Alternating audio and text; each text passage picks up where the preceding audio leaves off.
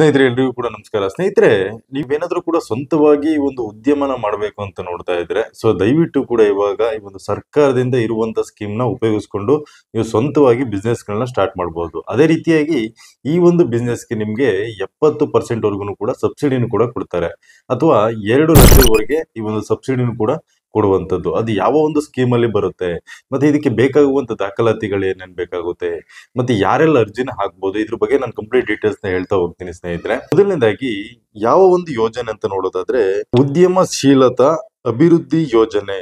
ಈ ಒಂದು ಯೋಜನೆಯಲ್ಲಿ ನಿಮ್ಗೆ ISB ಬ್ಯಾಂಕ್ ಇಂದ, ಅಂದ್ರೆ ISB ಬ್ಯಾಂಕ್ ನ ಒಂದು ಸಹಯೋಗದಿಂದ ನಿಮ್ಗೆ ಅರ್ಹ ಅಭ್ಯರ್ಥಿಗಳಿಗೆ ಗರಿಷ್ಠ 2 ಲಕ್ಷ ಸಬ್ಸಿಡಿ ದೊರೆಯಲಿದೆ.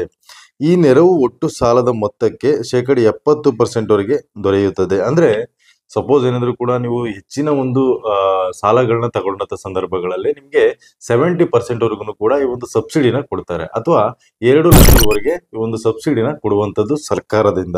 ಅದೇ ರೀತಿಯಾಗಿ ಸ್ನೇಹಿತರೆ, ಈ ಒಂದು ಸ್ಕೀಮ್ಗೆ ಅರ್ಜಿ ಹಾಕೋದಿಕ್ಕೆ ಯಾರೆಲ್ಲ ಅರ್ಹರು ಅಂತ ನೋಡೋದಾದ್ರೆ, ಮೊದಲನೇದಾಗಿ ಈ ಒಂದು ಅರ್ಜಿನ ಹಾಕೋದಿಕ್ಕೆ ಎಲ್ಲರಿಗೂ ಕೂಡ ಅವಕಾಶ ಇರೋದಿಲ್ಲ. ಈ ಒಂದು SC ST ಸಮುದಾಯಕ್ಕೆ ಯಾರೆಲ್ಲ ಬರ್ತಾರೆ ಅಂತವ್ರಿಗೆ ಮಾತ್ರ ಅವಕಾಶನ ಕೊಟ್ಟಿದ್ದಾರೆ. ಅಂದ್ರೆ ಪರಿಶಿಷ್ಟ ಜಾತಿ ಮತ್ತು ಪರಿಶಿಷ್ಟ ಪಂಗಡದವರಿಗೆ ಈ ಒಂದು ಸ್ಕೀಮು ಇರುವಂತದ್ದು. ಸ್ವಂತವಾಗಿ ಅಂದ್ರೆ ಓನ್ ಬಿಸ್ನೆಸ್ ಗಳನ್ನ ಮಾಡ್ಕೊಂಡು ಹೋಗ್ಬೋದು. ಅದಕ್ಕೆ ನಿಮ್ಗೆ 70% ವರ್ಗು ಕೂಡ ಈ ಒಂದು ಸಬ್ಸಿಡಿನ ಕೊಡ್ತಾರೆ. ಅಂದ್ರೆ ಇದೊಂದು ಸಣ್ಣ ಒಂದು ಬಿಸ್ನೆಸ್ ಅಷ್ಟೇನೆ, ಅಂದ್ರೆ ಒಂದು ಅಂಗಡಿಗಳನ್ನ ಹಾಕುವಂತದ್ದು, ಮತ್ತೆ ಬೇರೆ ಬೇರೆ ರೀತಿಯ ಒಂದು ಸಣ್ಣ ಪುಟ್ಟ ಬಿಸ್ನೆಸ್ ಗಳನ್ನ ಮಾಡೋದಕ್ಕೆ ಅನುಕೂಲನ ಮಾಡ್ಕೊಡ್ತಾ ಇದ್ದಾರೆ. ಅದೇ ರೀತಿಯಾಗಿ ಸ್ನೇಹಿತರೆ, ಇದು ಪರಿಶಿಷ್ಟ ಜಾತಿ ಮತ್ತೆ ಪರಿಶಿಷ್ಟ ಪಂಗಡದವರಿಗೆ ಮಾತ್ರ ಇರುವಂತದ್ದು. ಇನ್ನು ಮುಂದಿನ ದಿನಗಳಲ್ಲಿ ನಿಮ್ಗೆ ಗೊತ್ತಿರಬಹುದು, ಈ ಒಂದು ಸದನದಲ್ಲಿ ಚರ್ಚೆ ಕೂಡ ಆಗ್ತಾ ಇದೆ. ಈ ಒಂದು ಮುಂದಿನ ದಿನಗಳಲ್ಲಿ ಎಲ್ಲಾ ಒಂದು ಸಮುದಾಯಕ್ಕೆ ಸೇರಿದಾಗೆ ಎಲ್ಲಾ ರೀತಿಯಾದ ಒಂದು ಯೋಜನೆಗಳನ್ನು ಕೂಡ ಮುಂದಿನ ದಿನಗಳಲ್ಲಿ ಬಿಡ್ತಾರೆ.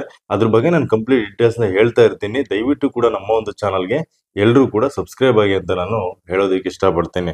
ಓಕೆ ಸ್ನೇಹಿತರೆ, ಅದೇ ರೀತಿಯಾಗಿ ಇದಕ್ಕೆ ಏನೆಲ್ಲ ಅರ್ಹತೆಗಳು ಬೇಕಾಗುತ್ತೆ ಇದಕ್ಕೆ ಅರ್ಜಿ ಹಾಕೋದಿಕ್ಕೆ ಅಂತ ನೋಡೋದಾದ್ರೆ, ಮೊದಲನೇದಾಗಿ ನಿಮ್ಮ ಒಂದು ವಯಸ್ಸು 18 ವರ್ಷ ಆಗಿರ್ಬೇಕಾಗುತ್ತೆ. 18 ವರ್ಷದಿಂದ 60 ವರ್ಷದ ಒಳಗಡೆ ಇರಬೇಕಾಗುತ್ತೆ ನಿಮ್ಮ ಒಂದು ವಯಸ್ಸು. ಅದೇ ರೀತಿಯಾಗಿ ಕೇವಲ SC ST ಸಮುದಾಯದವರು ಮಾತ್ರ ಇದಕ್ಕೆ ಅರ್ಜಿನ ಹಾಕೋದಿಕ್ಕೆ ಸಾಧ್ಯ ಆಗುತ್ತೆ. ಅದೇ ರೀತಿಯಾಗಿ ಒಂದು ಗ್ರಾಮೀಣ ಪ್ರದೇಶದಲ್ಲಿ ಏನಾದ್ರು ಕೂಡ ನೀವು ವಾಸ ಮಾಡ್ತಾ ಇದ್ರೆ ಅಂತವ್ರಿಗೆ ನಿಮ್ಮ ಒಂದು ಕುಟುಂಬದ ವಾರ್ಷಿಕ ಆದಾಯ 1.5 ಲಕ್ಷಕ್ಕಿಂತ ಒಳಗಡೆ ಇರಬೇಕಾಗುತ್ತೆ. ಅಂದ್ರೆ ನೀವು ಈ ಒಂದು ಗ್ರಾಮಗಳಲ್ಲಿ ವಾಸ ಮಾಡ್ತಾ ಇದ್ರೆ, ಈ ಒಂದು ಹಳ್ಳಿಗಳಲ್ಲಿ ವಾಸಿಸ್ತಾ ಇದ್ರೆ ಅಂತವ್ರಿಗೆ 1.5 ಲಕ್ಷಕ್ಕಿಂತ ಒಳಗಡೆ ಇರಬೇಕಾಗುತ್ತೆ ನಿಮ್ಮ ಒಂದು ಕುಟುಂಬದ ವಾರ್ಷಿಕ ಆದಾಯ. ಅದೇ ರೀತಿಯಾಗಿ ಈ ಒಂದು ನಗರ ಪ್ರದೇಶಗಳಲ್ಲಿ ಯಾರೆಲ್ಲ ವಾಸ ಮಾಡ್ತಾ ಇದ್ದೀರಾ ಅಂತವ್ರಿಗೆ 2 ಲಕ್ಷದ ಒಳಗಡೆ ಇರಬೇಕಾಗುತ್ತೆ ಅವರ ಒಂದು ಕುಟುಂಬದ ವಾರ್ಷಿಕ ಆದಾಯ. ಅವರ ಒಂದು ಕುಟುಂಬದ ವಾರ್ಷಿಕ ಆದಾಯ 2 ಲಕ್ಷದ ಒಳಗಡೆ ಇರಬೇಕಾಗುತ್ತೆ. ಅದೇ ರೀತಿಯಾಗಿ ನಿಮ್ಮ ಒಂದು ಕುಟುಂಬಗಳಲ್ಲಿ ಯಾರು ಕೂಡ ಈ ಒಂದು ಸರ್ಕಾರಿ ನೌಕರಿಗಳಲ್ಲಿ ಕೆಲಸ ಮಾಡ್ತಾ ಇರಬಾರ್ದು. ಈ ಒಂದು ಸರ್ಕಾರಿ ನೌಕರಿಗಳಲ್ಲಿ ಕೆಲಸ ಮಾಡ್ತಿದ್ದಂತ ಸಂದರ್ಭಗಳಲ್ಲಿ ಇದಕ್ಕೆ ಅರ್ಜಿ ಹಾಕೋದಿಕ್ಕೆ ಸಾಧ್ಯ ಆಗೋದಿಲ್ಲ. ಅದೇ ರೀತಿಯಾಗಿ ಇದಕ್ಕೆ ಬೇಕಾಗುವಂತ ದಾಖಲಾತಿಗಳು ಯಾವ್ದಾವ್ದಂತ ನೋಡೋದ ಹೋಗೋದಾದ್ರೆ, ಮೊದಲನೇದಾಗಿ ಆಧಾರ್ ಕಾರ್ಡ್ ಬೇಕಾಗುತ್ತೆ, ನಂತರ ಪಾನ್ ಕಾರ್ಡ್ ಬೇಕಾಗುತ್ತೆ, ಮತ್ತೆ ಜಾತಿ ಹಾಗೂ ಆದಾಯ ಪ್ರಮಾಣ ಪತ್ರ ಬೇಕಾಗುತ್ತೆ, ನಂತರ ರೇಷನ್ ಕಾರ್ಡ್ ಬೇಕಾಗುತ್ತೆ, ಬ್ಯಾಂಕ್ ಖಾತೆ ವಿವರ ಬೇಕಾಗುತ್ತೆ, ಶಿಕ್ಷಣ ಪ್ರಮಾಣ ಪತ್ರ ಬೇಕಾಗುತ್ತೆ. ಅಂದ್ರೆ ಶಿಕ್ಷಣ ಪ್ರಮಾಣ ಪತ್ರ ಅಂದ್ರೆ ನೀವು ಏನ್ ಓದಿರ್ತೀರಾ ಅದರ ಒಂದು ಪ್ರಮಾಣ ಪತ್ರ ಇದ್ರೆ ಬೇಕಾಗುತ್ತೆ. ಇಲ್ಲಿ ಏನಂತಂದ್ರೆ ಇಷ್ಟೇ ಓದಿರ್ಬೇಕಂತ ಇಲ್ಲ, ನೀವು 7th ಅಥವಾ 10th ಎಷ್ಟು ಓದಿದ್ರು ಕೂಡ ಅದರ ಒಂದು ಪ್ರಮಾಣ ಪತ್ರ ಬೇಕಾಗುತ್ತೆ. ಅದೇ ರೀತಿಯಾಗಿ ವಿಳಾಸ ಪ್ರಮಾಣ ಪತ್ರ ಬೇಕಾಗುತ್ತೆ. ನಂತರ ಈ ಯೋಜನಾ ವರದಿ ಬೇಕಾಗುತ್ತೆ. ನೀವು ಏನ್ ಮಾಡ್ತಾ ಇದ್ದೀರಾ, ಏನ್ ಯೋಜನೆಗಳನ್ನ ಮಾಡ್ಬೇಕಂತ ಅನ್ಕೊಂಡಿದೀರಾ ಅದ್ರ ಒಂದು ವರದಿನೂ ಕೂಡ ಕೊಡ್ಬೇಕಾಗುತ್ತೆ.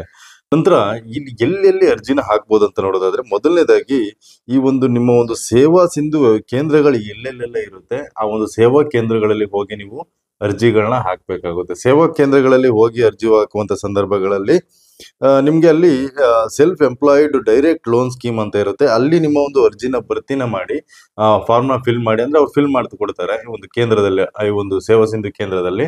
ನೀವು ಅದಕ್ಕೆ ಎಲ್ಲಾ ದಾಖಲಾತಿಗಳನ್ನು ಕೂಡ ಕೊಡ್ಬೇಕಾಗುತ್ತೆ, ಅವರು ಅಲ್ಲಿ ಮಾಡಿ ಕೊಡ್ತಾರೆ.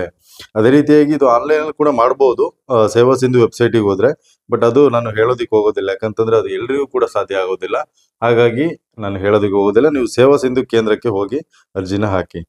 ಅದೇ ರೀತಿಯಾಗಿ ಸ್ನೇಹಿತರೆ, ಇದಕ್ಕೆ ಅರ್ಜಿ ಹಾಕೋದಿಕ್ಕೆ ಕೊನೆಯ ದಿನಾಂಕ ನೋಡೋದಾದ್ರೆ ಈ ಒಂದು ಸೆಪ್ಟೆಂಬರ್ ನೆಕ್ಸ್ಟ್ ಮಂತ್ ಒಂದು 10ನೇ ತಾರೀಕುವರೆಗೂ ಕೂಡ ಕಾಲಾವಕಾಶ ಇರುವಂತದ್ದು. ಅಷ್ಟರೊಳಗಡೆ ನೀವು ಅರ್ಜಿಗಳನ್ನ ಹಾಕ್ಬೇಕಾಗುತ್ತೆ. ನೆಕ್ಸ್ಟ್ ಸೆಪ್ಟೆಂಬರ್ ಏನ್ ಬರುತ್ತಲ್ವಾ, ಸೆಪ್ಟೆಂಬರ್ 10ನೇ ತಾರೀಕುವರೆಗೂ ಕೂಡ ಕಾಲಾವಕಾಶ ಇದೆ. ಅಷ್ಟರೊಳಗಡೆ ನೀವು ಅರ್ಜಿನ ಹಾಕಬೇಕಾಗುತ್ತೆ. ಇವಾಗ ಆಲ್ರೆಡಿ ಈ ಒಂದು ಅರ್ಜಿನ ಹಾಕೋದಿಕ್ಕೆ ಪ್ರಾರಂಭ ಆಗಿದೆ. ಎಲ್ಲರೂ ಕೂಡ ಅರ್ಜಿನ ಹಾಕಿ. ಅದೇ ರೀತಿಯಾಗಿ ಇದು ಕೇವಲ ಪರಿಶಿಷ್ಟ ಜಾತಿ ಮತ್ತೆ ಪರಿಶಿಷ್ಟ ಪಂಗಡದವರಿಗೆ ಮಾತ್ರ ಇರುವಂತ ಸ್ಕೀಮು. ಅದೇ ರೀತಿಯಾಗಿ ಸ್ನೇಹಿತರೆ, ನೀವು ಅನ್ಕೋಬೇಡಿ, ತುಂಬಾ ಜನರು ಕೇಳ್ತಾ ಇದ್ರಿ, ಈ ಒಂದು ಪರಿಶಿಷ್ಟ ಜಾತಿ ಮತ್ತೆ ಪರಿಶಿಷ್ಟ ಪಂಗಡದವ್ರು ಮಾತ್ರನ ಬಡವರು, ಅಥವಾ ಅವ್ರಿಗೆ ಅವ್ರು ತುಂಬಾ ಬಡವರು ಅಲ್ವಾ, ಹಾಗೆ ಹೀಗೆ ಅಂತ ತುಂಬಾ ಜನರು ಕೇಳ್ತಾ ಇದ್ರಿ. ಸ್ನೇಹಿತರೆ, ಎಲ್ರಿಗೂ ಕೂಡ ಕಾಲಾವಕಾಶ ಇದೆ. ಆದ್ರೆ ಇವಾಗ ಸದ್ಯಕ್ಕೆ ಇರುವಂತದ್ದು ಸ್ಕೀಮ್ ಅಂದ್ರೆ ಇದೇನೆ ಅಂತ ಅವರಿಗೆ.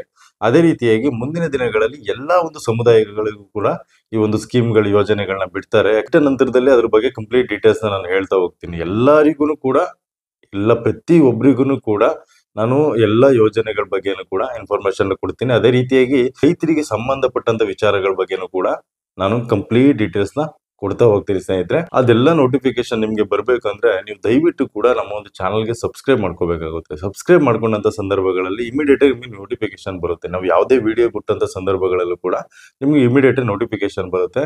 ಅವಾಗ ನಿಮ್ಗೆ ಎಲ್ಲರ ಬಗ್ಗೆನೂ ಕೂಡ ಮಾಹಿತಿನೂ ಕೂಡ ಸಿಗುತ್ತೆ ಅಂತ ನಾನು ಹೇಳಲಿಕ್ಕೆ ಇಷ್ಟಪಡ್ತೀನಿ. ಓಕೆ ಸ್ನೇಹಿತರೆ, ಈ ಒಂದು ವಿಡಿಯೋ ಏನಾದ್ರು ಇಷ್ಟ ಆಗಿದ್ರೆ ದಯವಿಟ್ಟು ಕೂಡ ಒಂದು ಲೈಕ್ ಮಾಡಿ, ಹಾಗೇನೆ ನಮ್ಮ ಒಂದು ಚಾನಲ್ಗೆ ಸಬ್ಸ್ಕ್ರೈಬ್ ಮಾಡಿ ಅಂತ ಹೇಳ್ತಾ ಈ ಒಂದು ವಿಡಿಯೋನಲ್ಲಿ ಮುಗಿಸ್ತಾ ಇದ್ದೀನಿ. ಮುಂದಿನ ವಿಡಿಯೋದಲ್ಲಿ ಮತ್ತೆ ಸಿಗ್ತೀನಿ. ಧನ್ಯವಾದ ಸ್ನೇಹಿತರೆ.